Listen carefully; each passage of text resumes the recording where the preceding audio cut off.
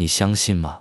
人死了之后，如果还有话没说完，就会留在原地，像一张没撕干净的旧海报，紧紧贴在墙角。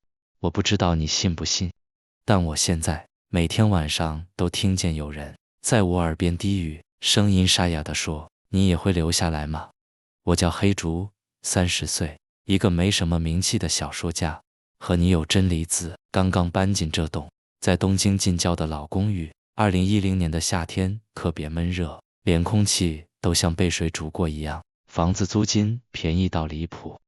那天中介半夜还特地来电说，如果你们不介意，有点旧，也有些传闻的话。我和真理子对着电话对视了一眼，笑着说，没差了，反正便宜，毕竟我们手头紧，写小说又很难赚到钱，只要能有个落脚的地方，哪管什么都市传说。第一天搬进来时，楼道贴着禁止喧哗的红字标语，墙上还留着斑驳的手印，邻居们总是低着头走路，仿佛这里从来没发生过什么。但我总觉得那几扇破旧的窗户好像都有眼睛盯着我们看。夜里，真理子躺在我怀里小声说，你有没有觉得空气有点不对劲？我拍拍她的背，对她说，太热了啦，适应几天就好。可她的手心冰得像刚从冰箱里拿出来的罐装饮料。房子太旧，浴室的水管一开就发出奇怪的咕噜声。第一个异常是在我们开始整理那扇从没打开过的储藏室之后。那天傍晚，天色还没黑，我试着把生锈的门把转开，门后是一间狭小的储藏室，堆满了发黄的旧报纸和一张破旧的榻榻米，地上有一道浅色的红色痕迹。真理子皱着眉说，那是什么？油漆吗？我弯腰凑近看，那不是油漆，而是旧血迹。我装作没发现，扯了几张报纸盖在上头。但自从那天起，房子就活了过来。晚上，我常常在半梦半醒间听到脚步声跟说话声，像有人从走廊慢慢走过来，停在我们房门口。有时候半夜门缝下还会渗进一股腐败的怪味道。真理子开始失眠，眼神越来越呆滞，白天也说自己总是梦见一个女人，穿着旧和服，头发垂到地上，站在我们床前。我安慰她说，你太累了。但我自己也开始梦到同样的女人，她的脸永远模糊不清，只能看到一对死鱼般的眼珠直直盯着我。我们终于受不了，决定请人来进宅。那天傍晚，外头雷声大作，请来的老和尚在屋内四处撒盐，嘴里念着我听不懂的经文。他一进门就脸色铁青，目光死死盯着储藏室的门。你们动过那里？他声音低沉，带着压抑的怒意。我愣了一下，点点头。老和尚摇摇头，叹气，有些门一开就关不回去了。他在储藏室门口贴上写着梵文的黄符，然后撒下粗盐，嘴里念着经文，可没念两句，符纸忽然滋滋冒烟，自燃成灰，空气瞬间弥漫着烧焦的恶臭。真理子吓得躲到我身后，我只觉得脊背发凉，这里不是普通的东西。老和尚脸色惨白，额头冒汗，这种怨已经粘在这房子里，驱不走的，你们最好马上搬走，否则……他话说完，仓皇收拾法器离开，连门都没敢回头关上。我追出去想问个明白，他却只丢下一句，有些东西不是人能处理的，你们自己保重吧。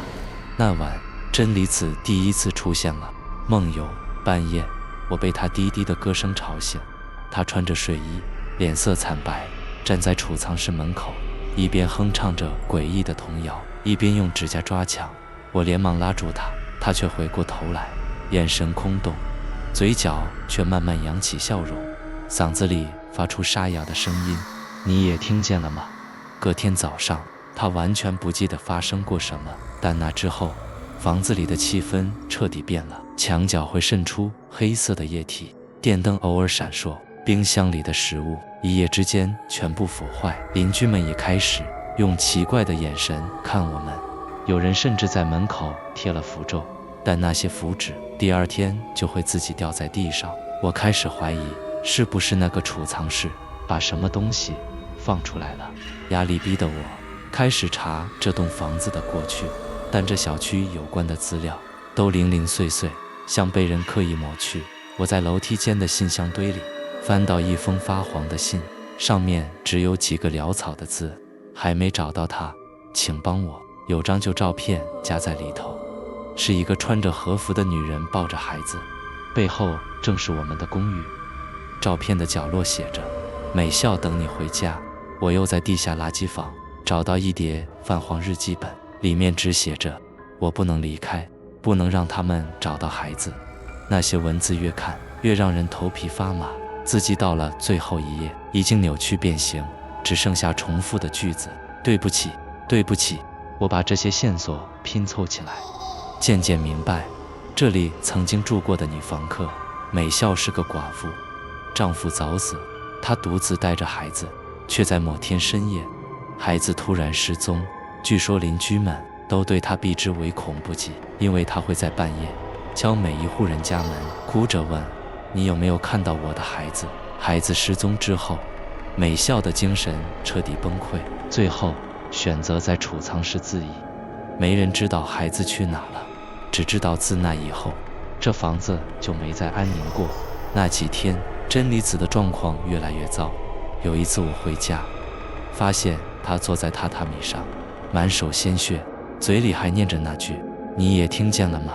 我慌了，想带她离开这里，却发现无论怎么走，楼道都像无限循环一样，怎么也走不到出口。